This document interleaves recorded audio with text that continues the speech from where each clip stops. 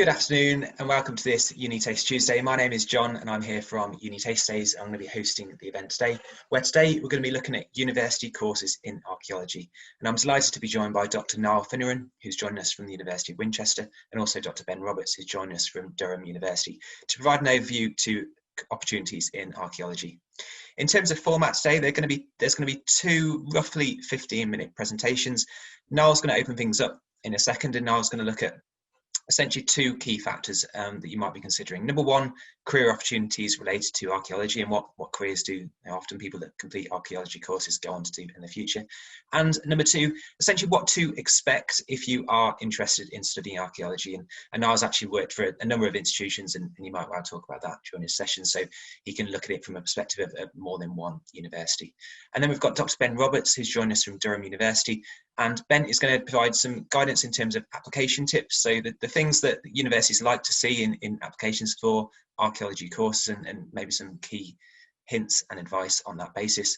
And also linked to that, Ben is also going to provide an overview of what to expect if you do decide to study archaeology. And these events, whether it's archaeology this week or English last week, are all about ensuring students make informed university choices that are really good choices for them. So I hope this event today provides a really useful guide to that. The final thing for me to say before I pass the floor to our speakers is just about recordings. So if you're watching this event and you think friends and family might be interested in it, or if there's any other events you're interested in, you can access all the recordings at unitasterdays.com/Tuesdays from over 23 weeks running of these events. There's well over 50 event videos there that you can browse at your leisure. But I love events like these because I'm joined by academic colleagues who will really provide an overview to what to expect on the courses, and it really will help you when it's when making choices in the future. So with that, conscious that you're here to hear from our speakers and not from myself, I'll pass the floor to our first speaker, please. This is Dr Niall Finneran, who's joined us from the University of Winchester, looking at careers and also what to expect on an archaeology course. Over to you, Niall. Thank you. Thank you, John. Yes, so I'll be talking to you about basically what you'd expect to have on your course when you come to university in an archaeology degree or an archaeology and a joint honours degree. And then I'll go on to discuss what those things that you learn within that setting will do for you in terms of getting a job and what sorts of jobs you can find with an archaeology degree.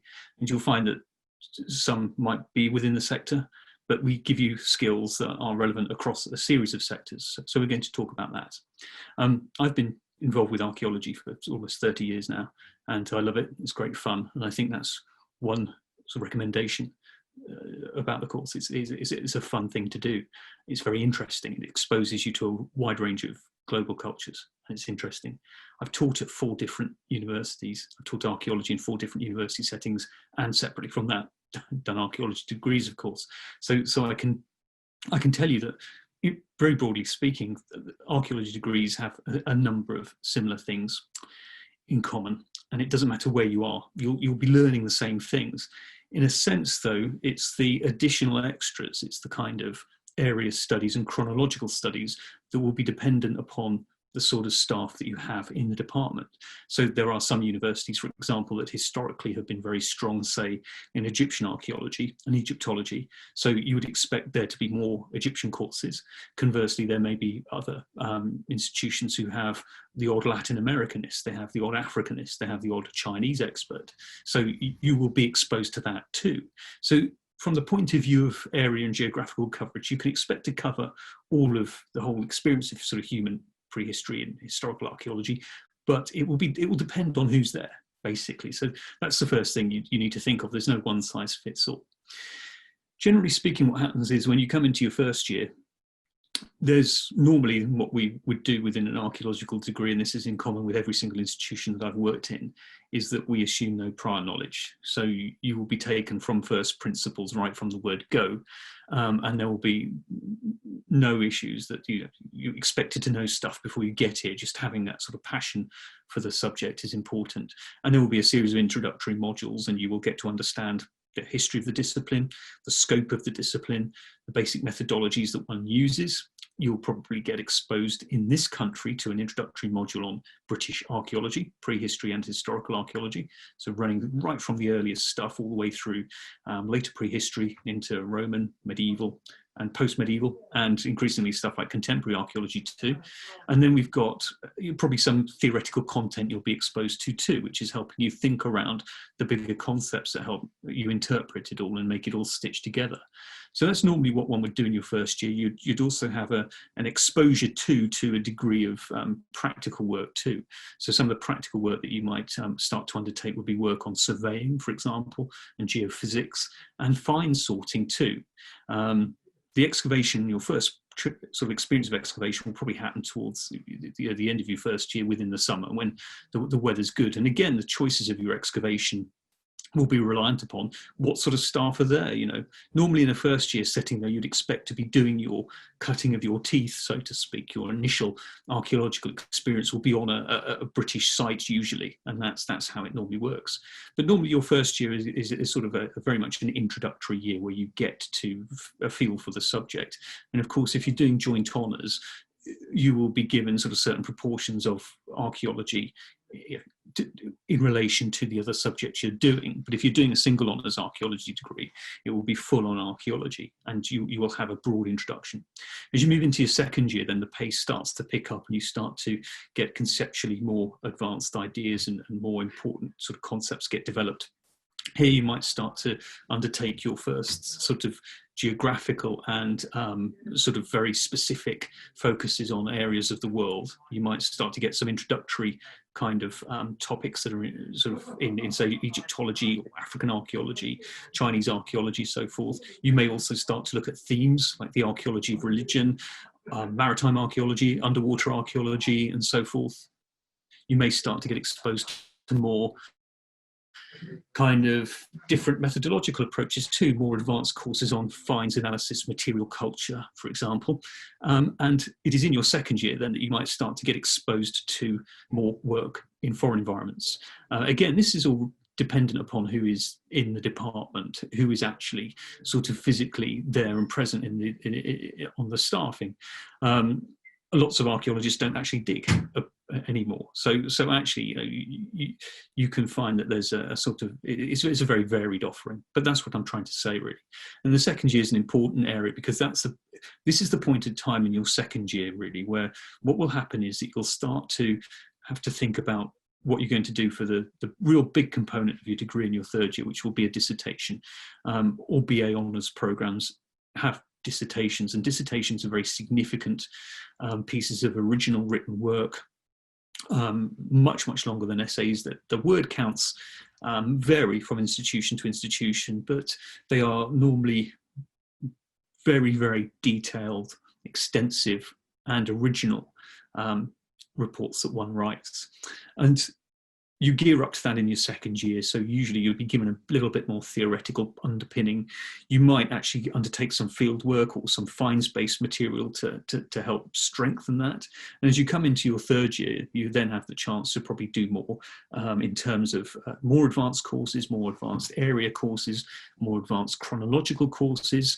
You might do some more advanced methodological courses too. You might sort of decide you want to look more detail at surveying, for example, or geographical information systems. And what I haven't actually mentioned so far is that that's a very sort of strong humanities approach, but lots of archaeology is also very heavily science-based too. You have a lot of scientific subjects that come into the periphery of archaeology, things like geoarchaeology, for example. You have certainly things like geomatics too, where you're looking at measuring and surveying. You would have something like archaeobotany too, where you look at plant remains of past societies, zooarchaeology, where you look at animal bones, and human remains, and forensic archaeology, where you're looking at human remains too. So you have also that ability to do a lot of additional scientific background, and in some universities too, there may be offers of things like maritime archaeology, which would enable you to learn to dive and do underwater recording and so forth. So there's a huge diversity of things going on out there, not just in terms of area coverage from Africa, America, Asia, Europe, but also in terms of chronologies as well, and also in terms of methodologies. Moving from things like maritime archaeology to even thinking about the archaeology of modern periods too, and conflict archaeology and the archaeology of aviation and crash sites and so forth. So there's a huge diversity here in archaeology. There's a lot of things to do. In terms of what you'll be doing in terms of how one will be assessed here, again, it depends across institutions. It's very, very varied. Usually you'll find that the old-fashioned essay is still the mainstay of assessment, and there will be exams too, but also we are looking at introducing different and more imaginative forms of assessment that look at things like portfolios, for example. Portfolios are very, very important because they enable you to chronicle personal development. They enable you to kind of chronicle what you've done in sort of placement settings. Many archaeology degrees increasingly have placements where you get exposed to industry, the archaeological industry, which I'll talk about shortly. And placements also within things like heritage settings too, because increasingly also archaeology isn't just about digging holes, but also thinking about how the past is presented, how the past is interpreted to in popular settings, the social implications of archaeology, the political implications of archaeology, theoretical implications too, but also archaeology as well and heritage within the settings of things like museums and education and so forth. So the diversity is huge, and it will be really, whatever interests you that informs where you decide to ultimately go. My final little bit that I've been asked to talk about, having just sort of given an overview and described what one would find in a generic archaeology degree, and as I say, that it does vary across institutions according to the staff expertise and the numbers of staff and so forth, and the sizes of departments. But in general, you find the same elements of training are there, the sort of broad grounding in world archaeology, the broad grounding in techniques, and the emphasis on field work as a way of getting good practical expertise too. But what does that all mean when you come out of it all at the other end? What skills do you have? Well, one of the things that we emphasize in archaeology is a great mix of humanities and sciences. So you cover lots of bases and you do lots of things. So you are given a sort of good old-fashioned sort of grounding in, for example, the archaeology of the Roman period, but in addition, perhaps you might, as a sideline, develop expertise in statistical analysis of bone, for example. So there's lots of good transferable skills here. So number crunching, report writing, for example. The dissertation is in effect a very, very big, long, complex report that you write that is your personal achievement, your personal research achievement. You'll be learning as well a number of sort of useful practical methodologies too. And one of the things that we emphasize in our discussions with our students is teamwork too. You develop really good senses of teamwork from working on these huge excavation projects with lots and lots of different people. And especially so if you if you end up going abroad as well, and you end up actually in a setting that's not familiar to you. These are all really good skills that sort of give you a good sort of stronger personal strength and effect. So archaeology can do a lot for you, and with that skill set, it opens up a lot of careers. You have the obvious careers within the industry itself, within what we would call commercial archaeology, commercial units. And many of them across the country. Commercial units are effectively part of the sort of the wider planning process, the development process. They come into play when there are large building projects undertaken, and various other peripheral things there too. And they are very, very big employers. And of course, their well-being is related to the wider well-being of the building industry and so forth. So you have the commercial sector.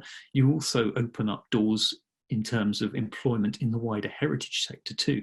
For example, the National Trust, local museums. And also increasingly, we find a large number of our graduates go on to do things like teaching as well. It leads you into a sort of teaching degree too. And there are sort of many other sort of cognate things that one can do. And of course, as well, if you're good at it and you want to stay on, it then leads you on to master's level and then PhD. And there's, of course, thinking about careers in academic archaeology. So the thing is with archaeology, I'd say, is that it's a fun discipline. We cover lots and lots of different things. We've got a huge vistas, big horizons. We deal with global approaches to humanity, and that's really quite satisfying. And we give you lots of really, really good skill sets. And as I've said, my final point that I'd make is that although there are differences in terms of content and coverage across all of the archaeology courses in the UK, fundamentally, you still learn the same stuff, and it's still the same sorts of things you're getting to grips with. So on that note, I'm going to hand back to Jon. Thank you. Thank you very much, Niall. That was an excellent introduction to archaeology. Really appreciate that. So that was Dr Niall Finneran joining us from the University of Winchester, and Niall spoke about career routes in terms of archaeology, but also what to expect on an archaeology course coming from a perspective of working at 4 institutions. So really appreciate that. Thank you, Niall. Our next speaker is Dr Ben Roberts. Ben is going to take things essentially onto the next level in terms of a student journey. So Ben's going to then now talk about why, actually having heard about archaeology, why you might want to consider it. And then if you do, some really useful application tips to make sure your application is a really good one and to maximise your chance of receiving an offer for an archaeology programme. So if I could introduce our second speaker, that's Dr Ben Roberts, joining us from Durham University. Over to you, Ben. Hi there, thank you very, very much for having me indeed. I have a few slides to show you. First thing, after that fantastic introduction by Dr Finneran, I would like to talk about the application process, which can frequently be a slightly daunting adventure, and I will show you how essentially archaeology departments will look at your application and how to get the best possible result from your application. Then I will talk about all the potential reasons to study archaeology, building on a lot of the good points that have been made earlier by Dr Finneran. So I'm just going to share my screen with you. Now, a key point on your application, it will be through the UCAS process, will be the personal statement. Obviously, your grades are paramount, but with the right kind of personal statement, you can often find yourself at many departments getting slightly reduced offers on the grades that you need to get. Now, personal statements, you look at the blank statement, you think, what am I going to put down? They must have some amazing people putting things on here, like I founded 3 NGOs and I've represented my country at sports, etc. We're not looking for any of that. So what we want, we know that you won't have studied archaeology at school because it's not taught at schools, really. You might have encountered archaeology, but we want you to hear about your interest in studying the past. So what are you particularly fascinated about the past? And clarifying your reasons for archaeology and maybe objects. Now, it may have been that you've actually gained a bit of experience in it. You might have actually seen some archaeology in museums, visited an archaeological site. You might have done some voluntary work in excavations or museums. So what we're really aiming to see from a successful application is that there's some sort of curiosity there about the past and what you could do with it. Now, there are many opportunities to actually go to museum exhibitions once museums admittedly reopen, and equally, there are many opportunities with your county archaeology societies or other organisations to do some voluntary work on archaeological excavations. Equally, there are many, many books out there that you could read. So talking about the books, the exhibitions or the excavations are the kind of thing that we really want to see.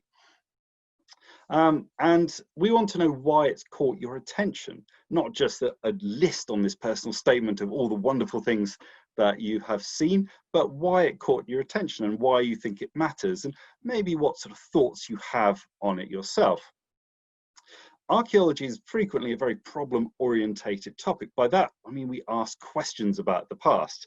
And so we want you to demonstrate how you're exploring a particular topic, asking questions of it, and why you find it particularly interesting. Archaeologists do like certain words, so on your personal statement, do put things like analysis, debates, interpretation, etc. Why? Because there is no time machine. We cannot go back and study humanity's past firsthand. We can only get it from different sources, whether that's environmental or material, written or otherwise. As such, there is no one way of seeing or viewing the past. There's only versions of the past based on the strength of evidence that you can bring to bear. And frequently, this is governed by examples. So talk about 4 examples. There are different perspectives according to who you were in the past, whether you're at the top of society's tree or near the bottom, whether you're an insider or an outsider. There's a lot of assumptions that people have made about the past that have now turned out to be incorrect. Frequently, the past is actually partially interpreted very much through people's prejudices in the present. And archaeologists do a lot of work to try and actually uncover what was really going on in the past and not just what people assumed was going on in the past. So putting all this together in a personal statement can be really, really helpful. As I said, it's about highlight some of the books that you've been reading, maybe a museum or exhibition or 2 you've seen, and if you can do a little bit of voluntary work on an excavation or museum, that would be great. I'd also note there's quite a lot of free online courses out there now that you can do that will give you an introduction to archaeology, and these are really, really valuable and well worth exploring. Now, I want to build a bit on reasons to study archaeology. Quite simply, archaeology is the study of humanity's past. Our species is about 200,000 years old, and we essentially have a lineage going back to the common ancestor of us and our nearest relative, the chimpanzee, that's maybe 5 million or so years old.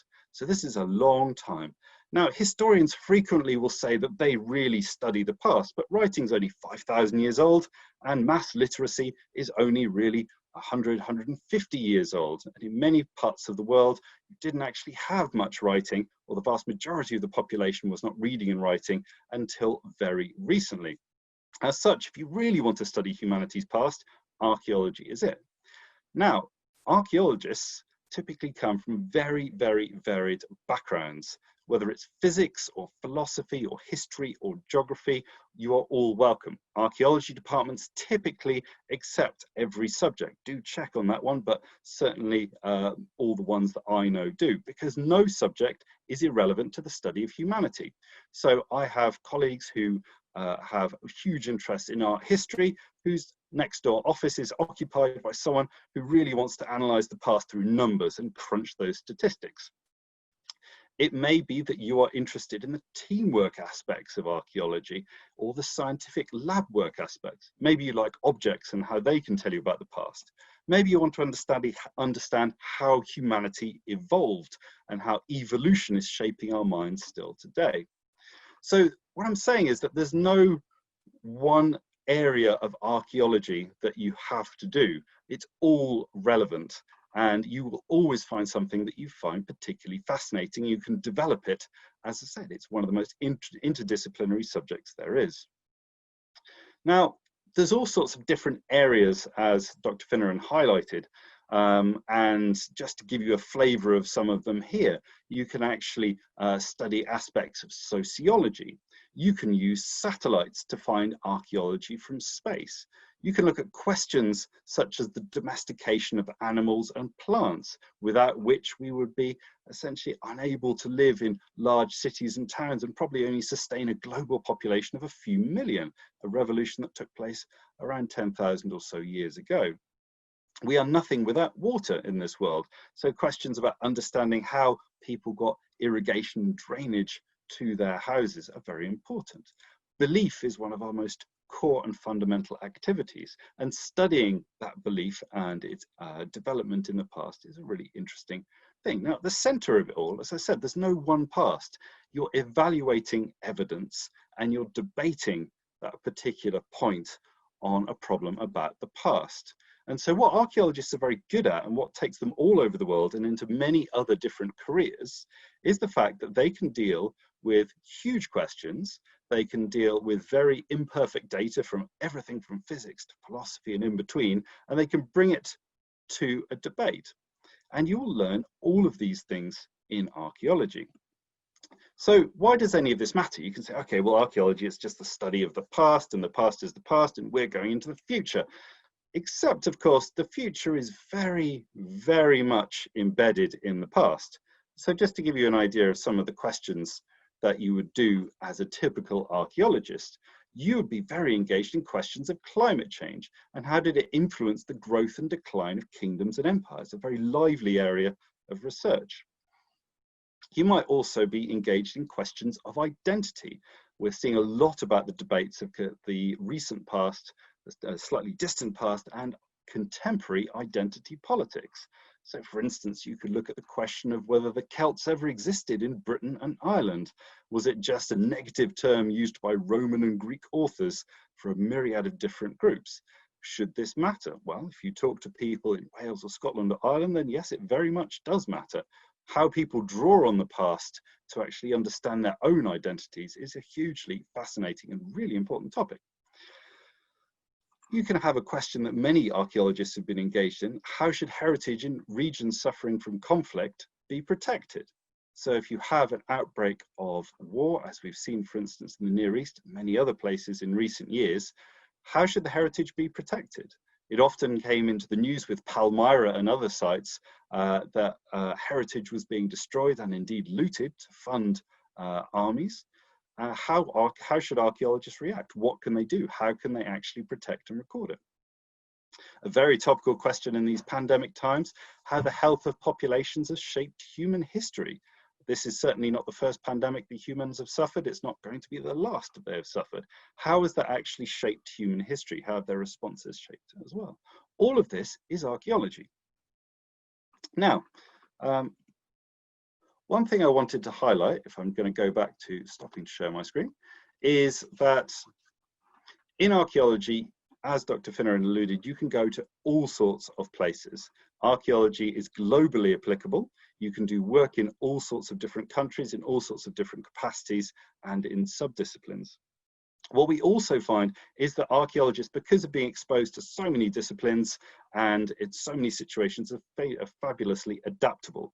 And so whilst we find that a lot of people who graduate from archaeology, maybe a third at our university, go on to archaeology and museums and heritage jobs, we have about a third who also go into industry and finance, and find that all the lessons they've learned there about evidence evaluation and debate do very well. And then there's a third that go into almost anything else: teaching, NGOs, armed forces, civil service, etc. There is no typical archaeologist.